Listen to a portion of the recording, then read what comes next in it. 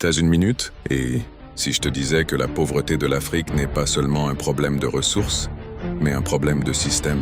Un système conçu pour nous garder dépendants. Ce système a 3 noms: FMI, Banque mondiale, Fonds vautour. Depuis des décennies, quand un pays africain a des difficultés, on lui dit « Va voir le FMI », on lui prête de l'argent. Mais cet argent vient avec un prix, des conditions, des réformes imposées, des coupes budgétaires. Souviens-toi des années 80 et 90, les plans d'ajustement structurel. Pour recevoir de l'aide, nos pays ont dû supprimer les subventions sur le riz, le pain, le carburant, privatiser les entreprises publiques, réduire les budgets pour l'éducation et la santé.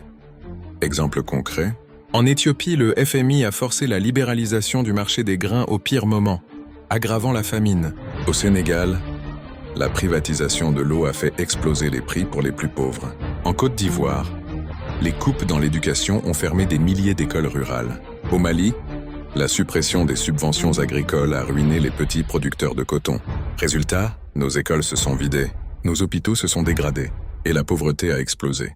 La Banque mondiale et le FMI disent que ces réformes apportent de la stabilité. Mais en réalité, elles font payer la crise aux plus pauvres. Elles ouvrent nos marchés aux multinationales et affaiblissent nos États. Et quand nous sommes trop endettés, il y a pire encore, les fonds vautours. Ce sont des entreprises qui rachètent nos dettes à bas prix et nous poursuivent ensuite devant les tribunaux internationaux pour les rembourser au prix fort. Exemple, la Zambie a été poursuivie pour 55 millions de dollars sur une dette rachetée seulement 3 millions. Le Congo-Brazzaville a vu une partie de ses revenus pétroliers saisis. Le Tchad et le Cameroun ont été menacés du même sort. Ces attaques bloquent les budgets pour la santé, l'éducation, les infrastructures.